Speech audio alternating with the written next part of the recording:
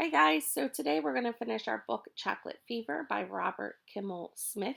Yesterday, when we left off, Henry had run away from the hospital and he hopped in a truck with a gentleman by the name of Mac. And Mac was convincing Henry to call his parents and let his parents know that he was okay because he was sure that his parents were going to be very worried about him. And Mac's truck was in the middle of being hijacked by two gentlemen because they thought that there were furs in the truck, and Mac has them convinced that there's chocolate bars in there. So let's figure out what happens at the end of Chocolate Fever. Chapter 10, Taking a Licking. They traveled for a long time. Lefty was driving very carefully, making sure he kept the big truck within the speed limit. From his perch up in the bunk, Mac was keeping a watchful eye on their route. Henry tried to keep watch too, but as the hours flew by, he found himself nodding. He was soon asleep, his head cradled on Mac's chest. As the first streaks of dawn appeared in the eastern sky, the big man was still holding his arms about the boy, cushioning his body from the shocks and jolts of the road. As the truck shifted gears and slowed, Henry's eyes opened. Shh, Mac whispered, a finger held to his lips. Where are we? Whispered Henry in turn. Mac put his mouth almost against Henry's ear before he answered. Far out in the country, he said, a long way from nowhere. Now, when we get where we're going, he continued, I want you to keep a sharp eye on me. Don't do anything sudden and don't run. Let's just be very careful here. Henry nodded. He would follow Mac's lead and do as he was told. The big man was a person you could trust, especially in a tight spot. They were traveling along a two-lane road now, with just a few houses set wide apart. Lefty was driving the big truck very slowly, looking right and left at every crossroad. Any time now we're going to turn off, Mac whispered. Henry agreed. They must be very close to the thieves' hideout, he thought.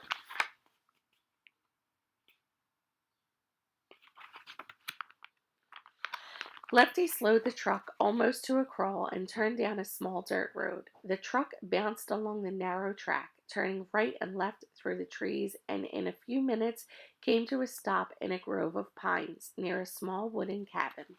When Lefty had turned off the motor, Louie called up to them. Gentlemen, we have arrived. Last stop. Everybody off. Lefty and Louie opened the cab doors and stepped down out of the truck.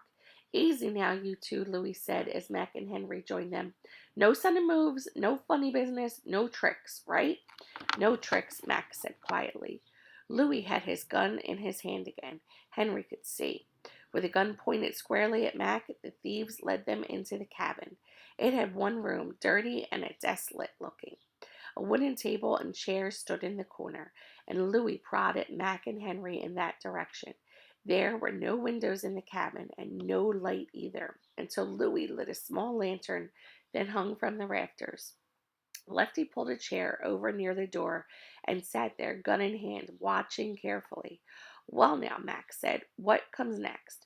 What comes next is up to you, Louis said. Play it smart, and we leave you here when the job's over. Give us trouble, and just don't give us trouble. With that, Louis drew a chair over near Lefty, and the two of them fell into a quiet conversation. Lefty was angry. That much was clear. What do we do with a load of candy? They heard him say. Louis spent most of his energy trying to keep Lefty calm. Looks like our friends over there bought a box of trouble, Max said to Henry.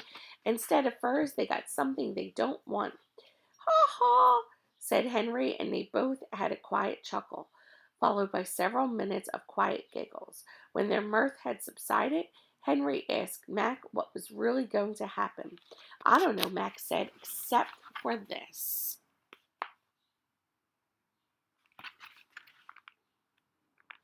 If either one of them tries to put a hand on you, I will personally lay them out flat. Gun or no guns. Don't worry, you hear? There was a kind of iron in Mac's voice now, and Henry was sure that when the moment came, the big man would be ready for it. Just then, out of the corner of his ear, Henry heard a faint and faraway sound. Could have been a dog barking. Mac heard it too, and the two of them sat quietly listening. It was barking all right, but now there seemed to be two dogs barking. Mac put his hand on Henry's arm. "No noise now," he said. "Listen." The barking got louder and closer. As the seconds ticked by, Louie and Lefty had heard it too. They stood near the closed door, listening for all they were worth. You had to be deaf not to hear the chorus of yelps and yowls. It was getting louder and louder with every moment. "Keep 'em covered," Louie shouted against the din. "I'm going to see what's happening." Lefty shuffled over to the corner where Mac and Henry sat, his drawn pistol looking them straight in the eyes. Louis, gun in hand, opened the door and froze on the spot, but only for a split second. For at that exact moment, a big German shepherd came sailing through the doorway and landed on Louis's chest. Louis was knocked flat on his back. His pistol clattered across the floor. Behind the German shepherd came a whole army of yelping, barking dogs, all headed straight for Henry. Airedales, Dobermans, a brown and white collie, several spaniels and setters, and a small French poodle. They were yelping and jumping and barking enough to fill the little cabin with noise and confusion. Lefty was stunned, speechless, absolutely confused by the dog riot that was taking place before him.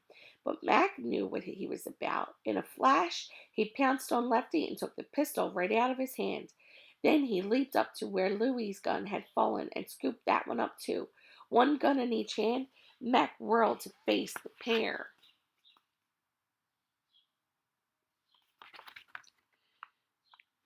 of confused crooks. Louis was still on the floor. Lefty was surrounded by a pack of yipping, yapping dogs. Even if he wanted to run, he couldn't. Henry, of course, was the star of the attraction for the animal army. They were licking him as if he were some sort of new dog yummy. His arms and legs and face were covered with happy licking dogs, and all of it made him laugh so hard he could scarcely protest.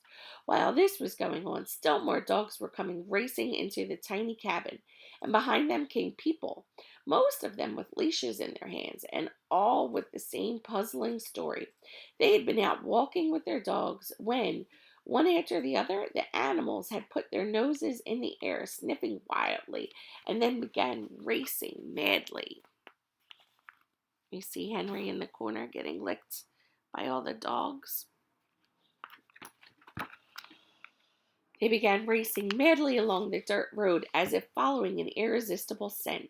Now, what could have made those dogs behave so strangely? And what about those pistols? What was going on in this cabin anyway? Why does the place smell like chocolates, like a chocolate shop? It took about an hour and the arrival of the local police to sort it all out. Mac had a lot of explaining to do, but when it was over, Louie and Lefty were handcuffed and they were being led away. Henry heard Lefty mutter, "We go after furs, we get candy bars. We get to our hideout and we're invaded by dogs. It's getting so a guy can't make a dishonest living anymore." "Ha ha," said Mac and Henry together. As the police car turned out of sight and at the end of the tree-lined dirt road, they were still laughing. "Come on, kid," said Mac between chuckles. "We've still got some candy to deliver." Chapter 11. At Sugar Cane's. His name was Alfred Kane, but his friends called him Sugar. Sugar Kane was the owner of one of the largest candy distributing companies in the East. Chances are, if you've ever bought a candy bar east of the Ohio River, it came from Alfred Kane's warehouse. It was a very large business, but Sugar Cane was still interested in everyone who worked for him. So when he saw Mac's big rig pull up in the warehouse yard, Mr. Kane was very much relieved.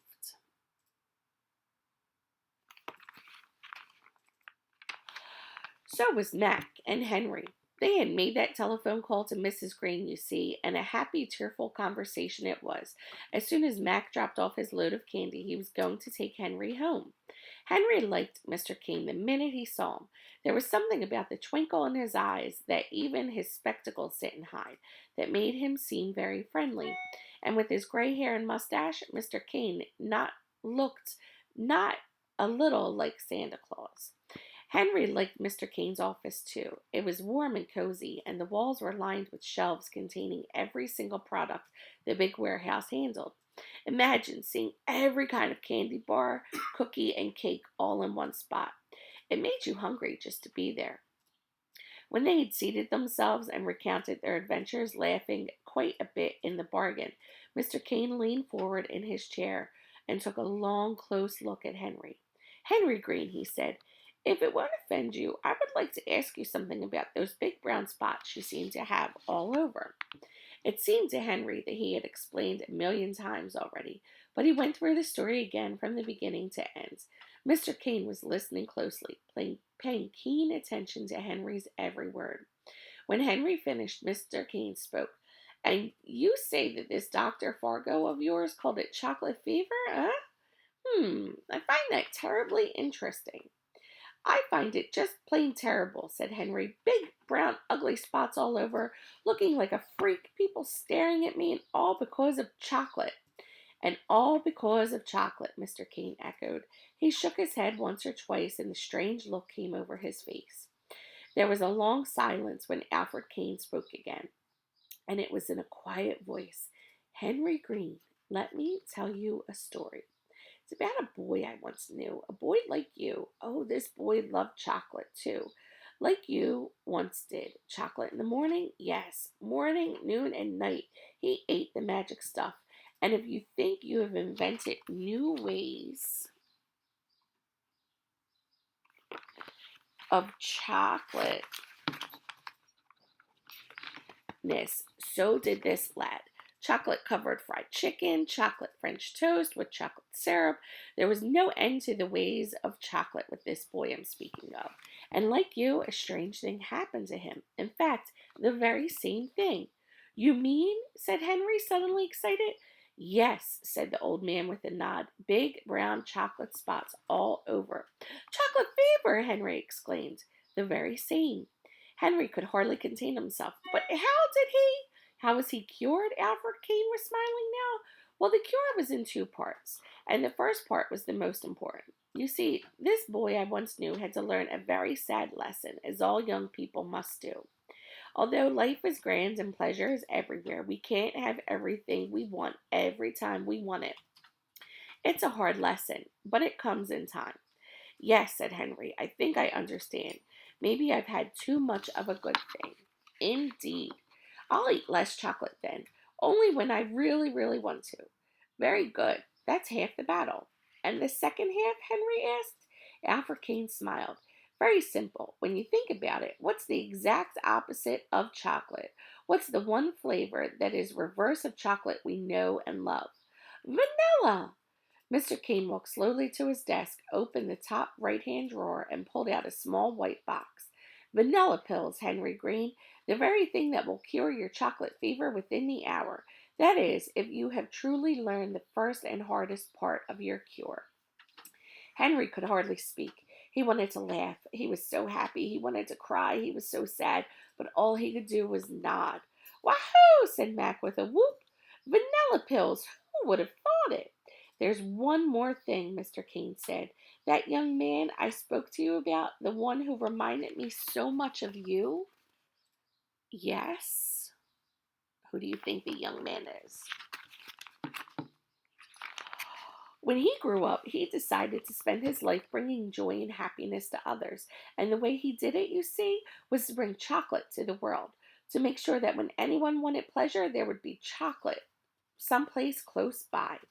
Henry thought he knew who that other boy was. "His name?"